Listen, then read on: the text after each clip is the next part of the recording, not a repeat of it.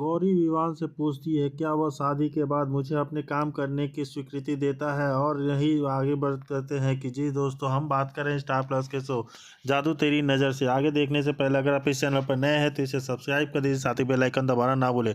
Video अच्छा लगे तो इसे लाइक जरूर कीजिएगा। चलिए आगे बढ़ते हैं दोस्तों। एपिसोड की शुरुआत गौरी द्वारा विवान से यही पूछने से होती है कि क्या वह उन्हें शादी के बाद काम करना जारी रखने देगा। वह सबके सामने अभिनय करती है कि जिससे पता चलता है कि वह अपने अतीत के बारे में सच्चाई छिपा रही थी।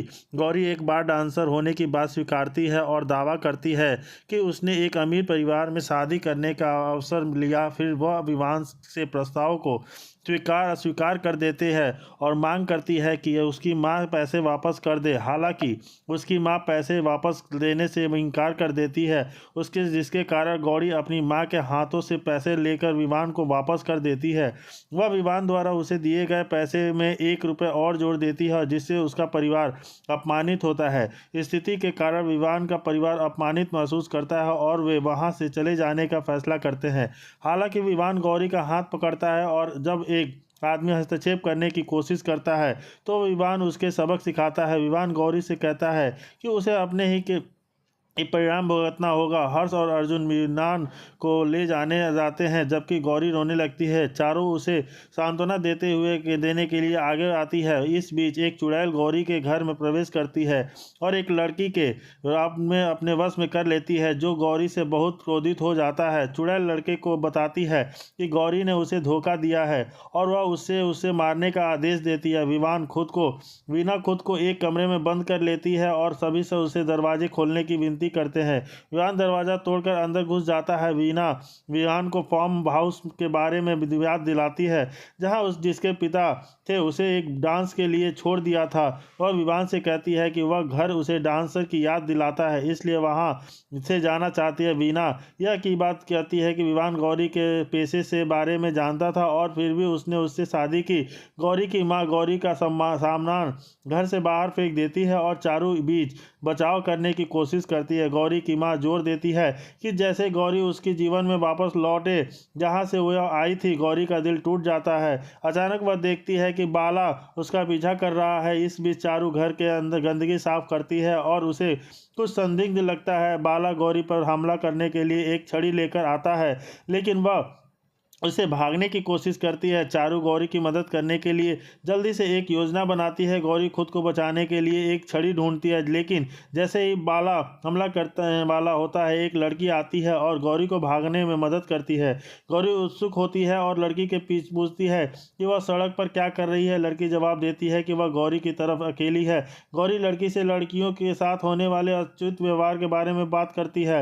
वह कैसे लड़के और लड़कियों दोनों को बिना किसी भेदभाव को अपना जीवन जीने की आज़ादी होनी चाहिए। फिर लड़की गौरी को एक लॉकेट देती है जिसके बारे में वह दावा करती है कि यह उसे नुकसान से बचाएगा। वह घर वापस आकर चारू नमक और मिर्च पाउडर के साथ नाश्ता बनाती है और गौरी की मां चारू की पेंटिंग देखकर हैरान रह जाती है। फिर चारू गौरी को गले लगाती है और बताती है कि उसने किसी को उसने नुकसान पहुंचाने की कोशिश करने देखा था, लेकिन वह एक सांप उसे बचा लिया। गौरी इसे सपना समझकर खारिज कर देती है और चारू को अपनी नई दोस्त स्नेहा से मिलवाती है।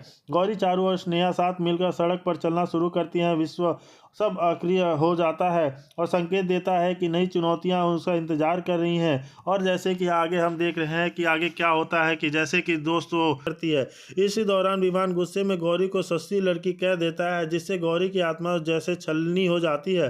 हर्ष और अर्जुन बीच में आकर विवान को रोकने की कोशिश करते हैं, मगर विवान एक वीडियो क्लिप दिखाकर गौरी को बदनाम करता है।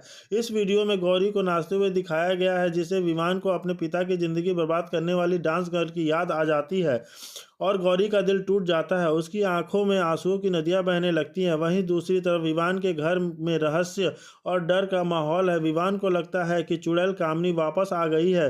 मीरा माँ इस सच को छुपाने की कोशिश करती है। विवान एक चुड़ैल का बेटा है।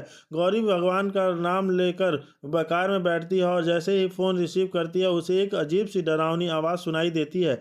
अब सवाल ये उठता है कि क्या सच में चुड़ैल कामनी वापस आ गई है? क्या विवान को अपनी असली पहचान का पता चलेगा? क्या गौरी इस तिलिस्मी खेल का शिकार बनेगी?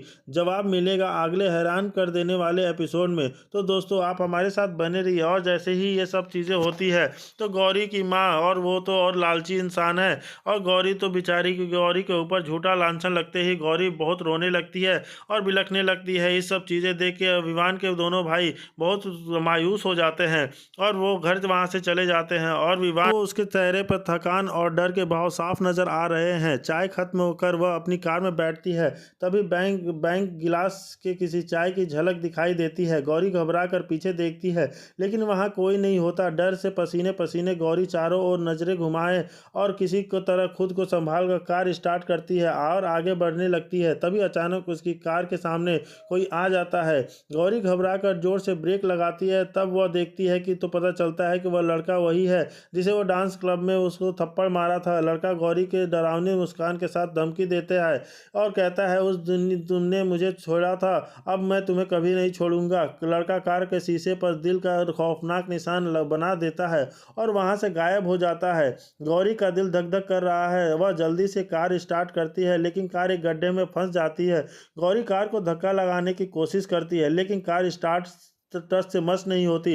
रोते हुए अपने खुद को हादसे को याद करने लगती है। विवान की बात धमकी करने लगती है और अनजाने साए दूरी से विवान की माँ और दादी एक बूढ़ी औरत कोशिश कर रहा होता है। जी हाँ दोस्तों, हम बात कर रहे हैं स्टार प्लस के शो जादू तेरी नज़र। अगर आप इस चैनल पर नए हैं तो इसे सब्सक्राइब कर दे, साथ ही बेल आइकन दबाना ना भूले। वीडियो अच्छा लगे तो इसे लाइक जरूर कीजिएगा। चलिए आगे बढ़ते हैं दोस्तों। जैसे विवान अपनी माँ को मनाने की कोशिश कर रहा होता है, लेकिन उसकी माँ का गुस्सा 7वें आसमान पर होता है।